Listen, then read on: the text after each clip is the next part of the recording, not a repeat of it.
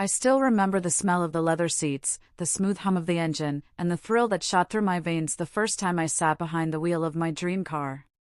It wasn't just a car, it was a symbol of every sleepless night, every sacrifice, and every tear shed on my journey to success. Growing up in a small village in Nigeria, life wasn't easy. My father, Musa, worked as a primary school teacher, while my mother, Amina, sold vegetables in the local market. We were not poor enough to starve, but every kobo counted. My younger sister, Zainab, was always the apple of their eye. She was beautiful, charismatic, and bold, the kind of person everyone loved instantly. I, on the other hand, was quiet and focused, always buried in books, dreaming of a life beyond the dusty streets and corrugated iron roofs. My parents often told me to be more like Zainab, to enjoy life instead of being so serious all the time. But I had one goal, to lift my family out of poverty. When I turned 18, I got a scholarship to study abroad. That moment was my turning point. I worked part-time jobs, studied hard, and learned to live frugally. While my friends spent money on parties and luxury items, I saved every penny. It took me 10 long years of sweat and sacrifice to start my own tech company.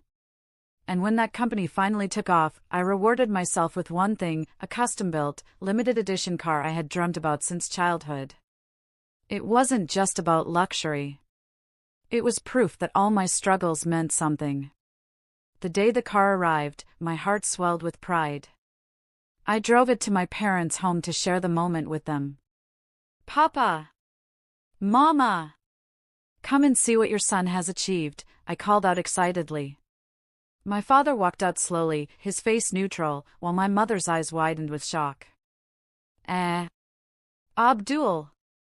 This car, how much did it cost?" she asked, circling it like it was a wild animal. I smiled. "It's not about the cost, Mama. It's about what it represents. Years of hard work. Dedication." But instead of sharing my joy, my parents exchanged a look I couldn't quite place. My sister, Zainab, came out, dressed in a flashy outfit, and rolled her eyes. "Big deal," she scoffed. "You bought a car. I'd rather have a vacation in Dubai." I ignored her jab, assuming it was just typical sibling rivalry. 2 weeks later, I came home after a business trip and noticed something strange. My driveway was empty. "Where's my car?" I asked, panicking. My mother avoided my gaze, fidgeting with her scarf. My father cleared his throat. "Abdul, we need to talk," he said calmly, which only fueled my anxiety. Then came the blow. "Your sister has been under a lot of stress lately," my mother began. "She needed a break. A vacation. We sold the car to pay for her trip." I froze. "What?" My voice was a whisper, trembling with disbelief. My father nodded gravely, as if he were delivering noble news. "Abdul, you're doing well now. You'll buy another car." But Zainab needed this. The room spun. My dream car, my symbol of triumph, was gone because my sister wanted to sip cocktails by the beach? "You sold my car, without even asking me?" I shouted, my chest heaving. "Lower your voice," my mother snapped. "We are a family. What's yours is ours." "No," I said, my voice breaking. "What's mine has always been yours." My childhood savings paid Zainab's school fees. My first salary paid for Papa's surgery. Every time I earned a little, you took it, and I gave willingly because I love you. But this was mine. Zainab walked in at that moment, rolling a suitcase behind her, tanned and glowing. "Oh, Abdul, you should have seen Dubai. It was magical," she squealed, completely oblivious to my pain. When she noticed my tear-streaked face, she smirked. "Relax, it's just a car. You make money like sand these days." That was the final straw. Without another word, I walked out. For weeks, I didn't call or visit. My parents didn't reach out either. The silence between us grew like a dark cloud. But deep inside, I was plotting. Not revenge. Something bigger. I poured all my energy into expanding my company. I worked around the clock, forging international partnerships, securing massive contracts, and growing my wealth. While my family believed they had taught me a lesson about sharing, I was silently building an empire. A year passed. My company's valuation skyrocketed. People began to whisper my name in business circles, calling me a visionary. Then one day, I made a bold purchase, a private jet. Not for luxury, but as a business investment to travel quickly between international offices. When the jet was finally ready, I knew exactly how I wanted to reveal it. It was Zainab's 25th birthday. My parents threw a lavish party at our family compound, inviting relatives, friends, and community leaders. I hadn't seen them in over a year, and my sudden appearance caused a stir. Gasps and whispers followed me as I walked in, dressed sharply in a tailored suit. "Abdul! You're here," my mother cried, rushing to hug me. I hugged her stiffly and greeted my father, who looked older and more tired than I remembered. Zainab strutted in wearing a glittering dress. "Well, look who decided to show up," she said smugly. "Did you bring me a gift?" I smiled faintly.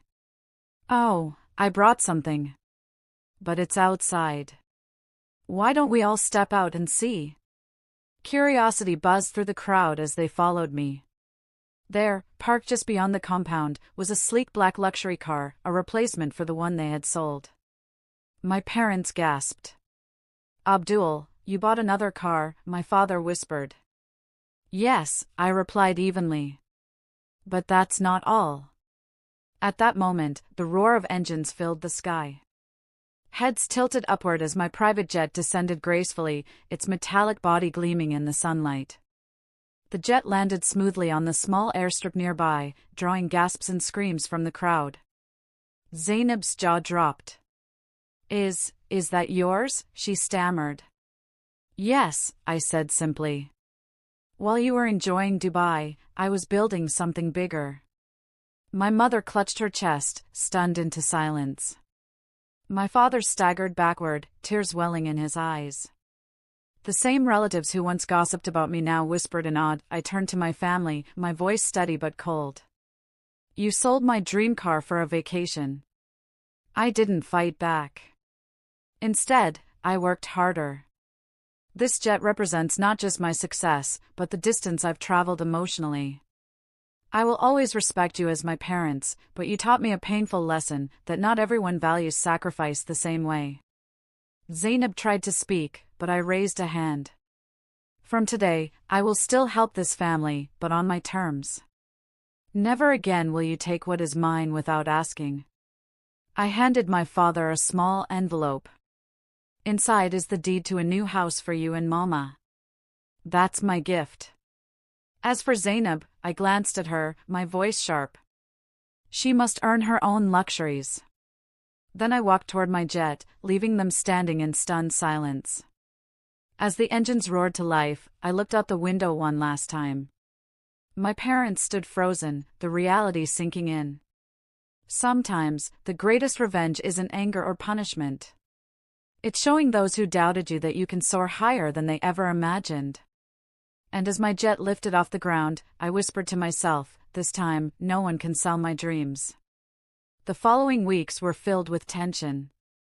My parents called repeatedly, but I answered only when necessary. My father finally came to my office one day, looking worn and humbled. "Abdul," he began softly, "we were wrong. We let our favoritism blind us. You've always given to this family without complaint, and we took advantage of that." His words were sincere, but my heart was conflicted. "Papa, I forgave you long ago," I said quietly. "But forgiveness doesn't erase consequences." We sat in silence, the weight of unspoken truths between us. Meanwhile, Zainab struggled. Without my financial support, her lavish lifestyle crumbled. Her friends drifted away, leaving her isolated. She eventually called me, sobbing. "Abdul, Please, help me. I'll change, I promise. I didn't gloat or scold her. Instead, I offered her a job at one of my companies. If you truly want change, earn it, I told her.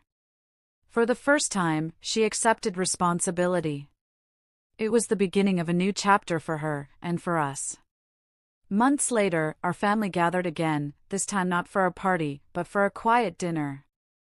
As we ate, my father raised his glass. Family isn't just about blood, he said. It's about respect. Abdul taught us that. I smiled faintly, knowing how far we'd come. The journey hadn't been easy, but the lesson was clear: true love isn't about taking without giving. It's about balance, sacrifice, and mutual respect.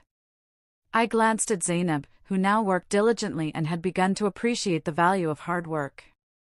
And as I drove home that night, I realized something important. The car they sold, the jet I bought, they were just symbols. The real victory was growth, forgiveness, and finally setting healthy boundaries. Because sometimes, the only way to save a relationship is to teach people that your dreams are not theirs to sell.